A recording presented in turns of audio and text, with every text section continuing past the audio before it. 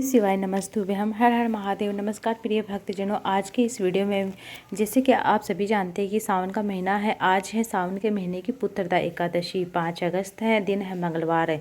तो आज मैं आपको एकादशी से संबंधित कुछ विशेष नियम होते हैं, 18 नियम बताए गए हैं। तो आपको एक एक करके मैं बताने जा रही हूँ। पहला नियम है कि एकादशी का व्रत, सबसे पहला नियम होता है कि आप जिस दिन व्रत कर रहे हैं उसके एक दिन पहले ही आप अपने हृदय में भक्ति का संचार होना चाहिए। और साथ में क्या होता है कि एकादशी के एक दिन पहले ही हमने, जब दसवीं तिथि के दिन हमें शुद्ध सात्विक भोजन, रात्रि में जब हम भोजन कर रहे हैं तो हमें शुद्ध सात्विक भोजन ग्रहण करना चाहिए। और हो सके तो उस दिन पानी का सेवन ज़्यादा से ज़्यादा करना चाहिए। और बेकार की चीज़ें होती हैं जैसे कि लहसुन प्याज है, मांस मदिरा, कुछ भी नॉनवेज, ऐसी चीज़ें होती है जो हमें दसवीं तिथि से अवॉइड कर देना चाहिए, जो खाते हैं उन लोगों के लिए जो एकादशी का व्रत करते हैं। एकादशी का दूसरा नियम ध्यान से सुनिएगा इस तरह से कि एकादशी का व्रत जब आप धारण कर रहे हैं तो आपको क्या करना है, किसी भी वृक्ष की कोई भी पत्ती आपसे ना टूटे, इस बात का आपको ध्यान रखना है। कोई भी फल, कोई भी वृक्ष की पत्ती आप ना तोड़े, एक दिन पहले तोड़ के रख ले। जैसे तुलसी की पत्ती तो आप एक दिन पहले तोड़ के रख ले। तुलसी जी के अलावा भी वृक्ष की कोई पत्ती को नहीं तोड़ना, इस बात को आपको ध्यान रखना है। और तीसरा नियम ये कहता है कि जब आप एकादशी व्रत धारण कर रहे हैं तो आपको क्या करना है, जैसे कि आप एकादशी धारण कर रहे हैं तो बताया जाता है कि किसी के घर नहीं जाना चाहिए, किसी की चुगली नहीं करनी चाहिए, इस बात को भी आपको ध्यान रखना है। अगर आप किसी की चुगली सुन लेते हैं तो आपको क्या करना है, भगवान श्री नारायण का स्मरण करते हुए आपको अपने आंखें बंद करके 3 बार भगवान श्री नारायण का मतलब दर्शन कीजिए और आंखें बंद करके भगवान श्री नारायण को नमन कीजिए। इस तरह से आप मतलब उसका थोड़ा पाप कर्म कम हो जाता है। जब आप एकादशी धारण कर रहे हैं तो आपको इस बात का ध्यान रखना है कि भगवान नारायण के मंत्रों का, भगवान श्री कृष्ण के मंत्रों का जितना भी हो सके ज़्यादा से ज़्यादा जाप करना चाहिए।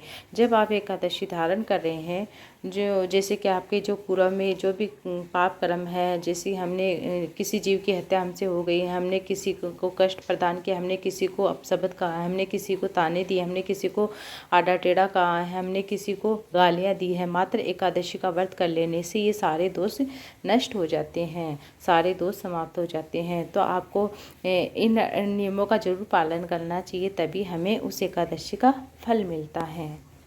चौथा नियम ये कहता है कि जब आप एकादशी धारण कर रहे हैं तो एकादशी के दिन नाच नहीं खाया जाता है। कुछ एकादशी होती हैं उसमें जल भी नहीं पिया जाता, जैसे निर्जला एकादशी।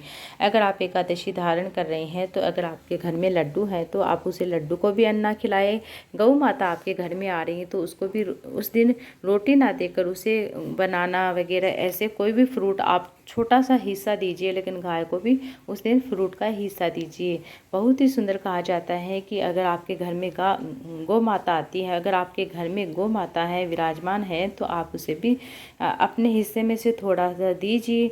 जैसे कि गौ माता का दान होता है वह पीछे से पूंछ से किया जाता है। गौ माता बहुत ही शुभ मानी जाती है हमारे हिंदू धर्म में। इसलिए मैं आपको बताऊंगी, जैसे कि आप ब्रह्म मुहूर्त में, शिव महापुराण के कल्याण का अंग कहता है कि जब आप ब्रह्म मुहूर्त में सुबह के समय गाय की पूंछ को पकड़ लेते, गाय की रस्सी को पकड़कर 2 कदम भी आप चल लेते हैं, उसमें भगवान श्री नारायण, भगवान विष्णु वैकुंठ मार्ग खोल देते हैं, कुबेर का मार्ग प्रशस्त हो जाता है, खुल जाता है। तो आप यह कर सकते हैं। और हो सके तो आज के दिन ओम नमो भगवते वासुदेवाय नमः है, गुरु मंत्र है या शिव मंत्र है, श्री शिवाय नमस्ते, नमः ओम नमः राम कृष्ण शिव, आप इनको जरूर जाप करें, भजे। मैं आपको बता दूंगी कि सारे ऐसे कौन से 18 नियम हैं जो आपको फॉलो करना है एक साथ में। एकादशी के दिन 18 नियम ऐसे होते हैं जो एकादशी जो भी धारण करता है उसे जरूर फॉलो करना चाहिए, जो नहीं करता उसे भी फॉलो करने की कोशिश करना चाहिए। व्रत का संकल्प लेना चाहिए सबसे पहले। और दिन भर अन्न और जल का त्याग किया जाता है। जैसे कि अन्न तो बिल्कुल किया जाता है, जो एकादशी होती हैं, कुछ एकादशी जल नहीं पिया जाता है। और शारीरिक इच्छाओं पर कंट्रोल करना चाहिए, ब्रह्मचर्य का पालन करना चाहिए, भगवान विष्णु की पूजा करनी चाहिए, व्रत कथा सुननी चाहिए, पढ़नी चाहिए, अगले दिन व्रत का पालना करना चाहिए द्वादशी तिथि के भीतर। अब 18 नियम ऐसे कौन से जो जान लीजिए सरासरी नज़र से। व्रत का संकल्प है सबसे पहले हमें व्रत का संकल्प लेना चाहिए। और दूसरे नंबर पर है कि जल और अन्न का त्याग करना चाहिए। जल जैसे निर्जला एकादशी होते तो आप जल का त्याग कर सकते हैं, जल और वैसे अन्न ग्रहण नहीं किया जाता एकादशी के दिन। शारीरिक इच्छाओं पर कंट्रोल करना चाहिए, ब्रह्मचर्य का पालन करना चाहिए, भगवान श्री हरि विष्णु नारायण की विधिवत पूजा करें, मंत्रों का जाप करें, कथा सुने पढ़े। और अगला है कि अगले दिन व्रत का पारण ना करें और इस दिन सत्य बोलना चाहिए, झूठ नहीं बोलना चाहिए, ना निंदा करनी चाहिए, क्रोध नहीं करना चाहिए, शांत रहना चाहिए, मौन रहना चाहिए, शुभ विचार अपने हृदय में आना चाहिए, पवित्र विचार आना चाहिए, पवित्र और मन को पवित्र रखना चाहिए, शरीर को जप तप ध्यान सत्संग में ज़्यादा से ज़्यादा भाग लेना चाहिए, कीर्तन करना चाहिए, जागरण करना चाहिए और निंदा से दूर रहना चाहिए। दिन हो सके तो दिन में नहीं सोना चाहिए, रात्रि में भी आपको ज़्यादा से ज़्यादा जागरण करना चाहिए। जब आप एकादशी कर रहे हैं तो आपको तुलसी दल भगवान श्री नारायण को जरूर चढ़ाना चाहिए। आप करें या ना करें तब भी आपको चढ़ाना चाहिए। लड्डू गोपाल है, कोई भी स्वरूप है श्री नारायण का, उसके सामने आपको तुलसी दल अवश्य चढ़ाना चाहिए भोग के ऊपर। और दान जरूर करना चाहिए। शुद्ध सात्विक भोजन अपने घर में बनाना चाहिए। क्रोध और विवाद से बचना चाहिए। और जैसे कि बाल है, नाखून है, बाल नहीं धोने चाहिए, बाल नहीं कटवाने चाहिए, नाखून नहीं कटवाने चाहिए। इस तरह से ऐसे कार्य हैं जो हमें नहीं करना चाहिए, वर्जित होते हैं। अब मैं आपको छोटे छोटे जो कल की कथा में गुरुजी ने उपाय बताया था, जो छत्तीसगढ़ की 4 अगस्त की कथा थी, उसमें गुरुजी ने बहुत ही सुंदर सा एक उपाय बताया था, वह भी बताऊंगी, साथ में एकादशी का उपाय भी बताऊंगी। तो जान लीजिए कि सोमवार के दिन ये कथा गुरुजी ने बताई थी। कहा था कि मैं इसके उपाय को सोमवार के दिन वर्णन कर रहा हूँ। इस कथा का सोमवार के दिन वर्णन करते हुए गुरुजी ने बताया है कि आपको जैसे कि जब ज़िंदगी में बहुत ज़्यादा हताश लगने लगे कि मेरा जीवन बहुत ज़्यादा बेकार हो गया है, मुझे कोई नहीं मानता है, मुझे कोई नहीं जानता है, पहचानता नहीं, मुझे कोई बात ही नहीं कर जाता है मंजिल, तो आपको क्या करना है, हम बिल्कुल अकेले हैं, कोई हमारा साथ नहीं दे रहा है, कोई हमारा साथ देने वाला नहीं है। तो आपको ऐसा लगे तो आपको क्या करना है, कोई साथ नहीं दे, मंजिल भी नहीं मिल रही है, तो आपको ऐसा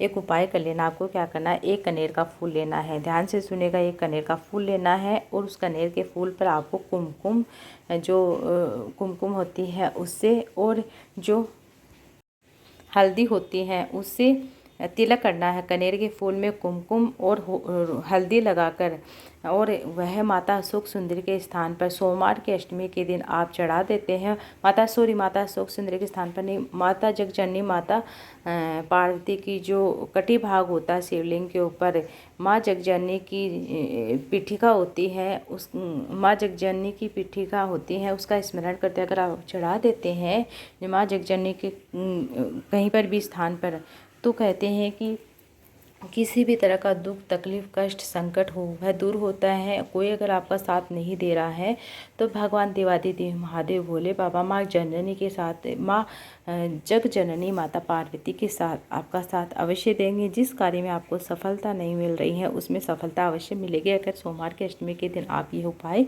कर लेते हैं। बहुत ही आसान सा सरल सा उपाय है। आपको एक कनेर का फूल लेना है, उसके ऊपर हल्दी और कुमकुम से आपको उसको तिलक करना है, और साथ में आपको अपनी जैसे कि माँ तारा रानी का नाम लेकर वह जो गोल कटी भाग होता है वहाँ पर आपको चढ़ा देना है। माँ तारा रानी का नाम लेकर उस कनेर के फूल को, किसी भी तरह की जैसे कोई साथ नहीं रहा, बहुत ज़्यादा कष्ट संकट है, तो वह आपकी दुख की घड़ी जरूर टलेगी, जो भी उलझन है वह दूर होगी। इस तरह से आप ये उपाय जरूर कीजिएगा।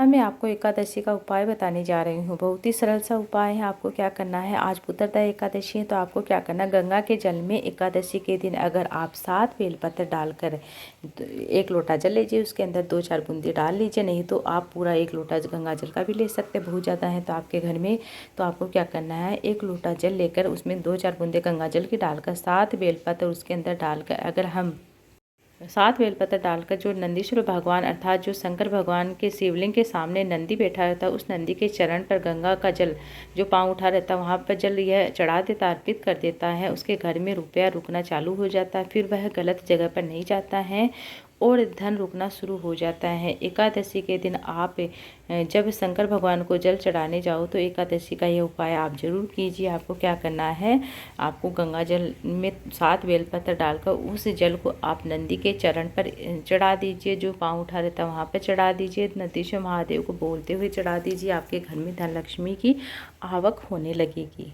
इस तरह से आप कर सकते हैं। जब आप दूसरा उपाय है, जब आप एकादशी के दिन हर रोज़ आप जल चढ़ाने जाते हैं, जब आप एकादशी के दिन जा रहे हैं तो आपको क्या करना है, जल आपने शंकर भगवान की शिवलिंग पर चढ़ा दिया, समर्पित कर दिया। उसके बाद आपको 3 बार अपने मुख से स्वधा स्वधा स्वधा बोलना है। स्वधा स्रोतों का पाठ भी कर सकते हैं, श्लोक भी पढ़ सकते हैं, सुन सकते हैं। इस तरह से आप कहते हैं कि स्वधा माता पार्वती जी के नानी जी का नाम था। अब मैं आपको अगला उपाय बताने जा रही हूँ। जब आप एग्ज़ाम देने जा रहे हैं, मतलब सुख समृद्धि के लिए चढ़ा सकते हैं। एग्ज़ाम देने जा रहे हैं उसके लिए चढ़ा सकते हैं। जैसे बहुत बड़े एग्ज़ाम दे रहे हैं, सीए के एग्ज़ाम दे रहे हैं, किसी भी तरह के एग्ज़ाम दे रहे हैं, तो आपको क्या करना है, लक्ष्मी की वृद्धि के लिए, सुख समृद्धि के लिए चढ़ाई गई 1 काली मिर्च आपको क्या करना है। जब आपका घर का कोई बच्चा एग्ज़ाम देने जा रहे तो उसे भी आप विशेष एग्ज़ाम यह बता सकते हैं। जैसे सीए के एग्ज़ाम दे रहे, कोई किसी भी तरह की पढ़ाई कर रहे हैं, तो आपको क्या करना है, आपको 1 काली मिर्च लेनी है। 1 काली मिर्च लेकर भगवान देवादिदेव महादेव भोले बाबा की, जब आप एग्ज़ाम देने चले तो आपको 1 काली मिर्च लेकर भगवान देवादिदेव महादेव भोले बाबा की शिवलिंग पर चढ़ाकर और अपने एग्ज़ाम का मनन चिंतन करते हुए अपना नाम और गोत्र बोलकर चढ़ा दीजिए। वह एग्ज़ाम आपका, आपने जो पढ़ाई की है, जिस एग्ज़ाम में आप बैठ रहे हैं उसमें आपको ज़रूर सफलता मिलेगी। यह उपाय आप 1 काली मिर्च का ज़रूर कीजिए। अब गुरुजी ने अपनी कथा में पंच जल अर्थात 5 तरह से जल चढ़ाने का तरीका बताया है। आपको किस तरह से शिवलिंग पर 5 तरह से जल चढ़ा सकते हैं, और यह जल चढ़ाने का तरीका होता है कार्य सिद्धि के लिए, रोग मुक्ति के लिए। इस तरह से आप अलग अलग तरीके से 5 अलग तरीके से जल चढ़ा सकते हैं। बहुत ही ध्यान से सुनिएगा। ऐसा जल चढ़ाने का क्रम किस तरह से हम जल चढ़ा सकते हैं मैं वर्णन कर रही हूँ।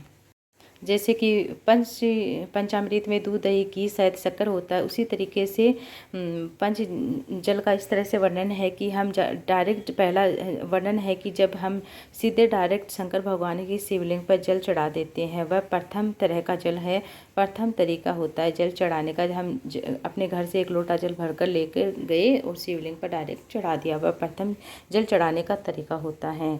इस तरह से आप जल चढ़ाते हैं। जैसे कि कोई भी इंसान होगा वह इसी तरीके से जल चढ़ाता है। और दूसरा है कि पहला जल इस तरीके से हो गया डायरेक्ट चढ़ाना। दूसरा है कि जैसे कि आप जल लेकर गए हैं, बहुत ज़्यादा विषम परिस्थिति है, तो आपको क्या करना है, आपको दक्षिण में खड़े होकर उत्तर दिशा की ओर मुँह करके आपको जल चढ़ाना है। शिवलिंग को जल समर्पित कीजिए उत्तर दिशा की ओर मुँह करके। आपकी किसी भी तरह की विषम परिस्थिति हो या रोग मुक्ति के लिए इस तरह से आप जल चढ़ा सकते हैं। जब आप दक्षिण में खड़े होकर उत्तर दिशा की ओर मुँह करके जल चढ़ाते हैं शिवलिंग के ऊपर, वह रोग मुक्ति के लिए होता है, विषम परिस्थिति के लिए होता है। तो इस तरह से आप दूसरे नंबर का इस तरह से जल चढ़ाते हैं। तीसरे नंबर का इस तरह से कि जब आप जल चढ़ा रहे हैं, तो जब आप जल चढ़ाने का क्रम होता है कि तीसरा इस तरह से है कि जब आप 1 लोटा जल लेकर जा रहे हैं, अपने मन में श्री शिवाय नमस्ते नमः शिवाय ओम नमः शिवाय बोलते आप जल देवादिदेव महादेव भोले बाबा की शिवलिंग पर चढ़ाने जा रहे हैं, तो सबसे पहले हम माता अशोक सुंदरी के स्थान पर जल चढ़ाते हुए एक ही धार के रूप में शिवलिंग तक लाते हैं और जल को, संपूर्ण जल को हम शिवलिंग पर चढ़ा देते हैं। ध्यान से सुनिएगा। माता अशोक सुंदरी के स्थान पर चढ़ाते हुए जल हम शिवलिंग तक लाते हैं, शिवलिंग पर चढ़ाते हैं, तो वह कार्य सिद्धि तक के लिए होता है, कार्य सिद्धि के लिए होता है। इस तरह से आप भगवान शिव से आराधना करें, परमात्मा से विनती करते हुए आप जल चढ़ाते हैं, तो ये तीसरा भाव प्रकट होता है। चौथा भाव है कि जब आप शंकर भगवान की शिवलिंग पर जल चढ़ा रहे हैं, तो आपको जैसे कि 5 स्थान होते हैं शिवलिंग के ऊपर, गणेश जी के स्थान पर, कार्तिक जी के स्थान पर, माता अशोक सुंदरी के स्थान पर जो गोलकटी भाग है वहाँ पर आप चढ़ा रहे हैं, फिर शिवलिंग पर चढ़ा रहे हैं। ये चौथा क्रम होता है। जब जिस नारी को जैसा कि आपको लग रहा है कि मेरे जीवन में बहुत ज़्यादा दुख तकलीफ है, कोई मेरा साथ नहीं दे रहा, तो आप इस तरह से जल चढ़ाना शुरू कीजिएगा, आपकी दुख की घड़ी वह कटती है। अब 5वां क्रम होता है कि जैसे कि आप शिवलिंग पर जल चढ़ा रहे हैं, तो आपको क्या करना है, जो जलाधारी लगी रहती हैं आप उसके अंदर जल डालकर फिर शिवलिंग के ऊपर आप जल चढ़ा रहे हैं, अपनी ओर लौटा करके आप जल चढ़ा रहे हैं, तो वह मनोकामना पूर्ति के लिए होता है, कार्य की सफलता के लिए होता है। इस तरह से आप 5 तरह से शंकर भगवान की आराधना कर सकते हैं। जल चढ़ाकर आप आराधना कर सकते हैं। आप जरूरी नहीं आप किसी चीज़ से करें, शंकर भगवान को जल चढ़ाकर आराधना इस तरह से कर सकते हैं। तो आप 5 तरह से इसमें से जो अपनी आवश्यकता के अनुसार अपना क्रम चूज कर लीजिए। कम से कम 10, 15, 20 दिन तक आप चढ़ा के देखिए। स्कंद पुराण करती है मनुष्य के जीवन में दुख, तकलीफ, कष्ट, संकट आते हैं वह दूर होते हैं। जब आप भगवान श्री शिवाय नमस्ते नमः शिवाय नमः का मंत्र जाप करते हो, आप चढ़ाते हैं तो आपका वह दुख तकलीफ जरूर कटता है। और हो सके तो वहाँ पर 108 बार श्री शिवाय नमस्ते का जाप जरूर करें। श्री शिवाय नमस्ते पे हम हर हर महादेव। ये थी आज की वीडियो में। तो आपको अच्छी लगी वीडियो, अच्छी लगी तो वीडियो को लाइक ज़्यादा से ज़्यादा शेयर कीजिएगा।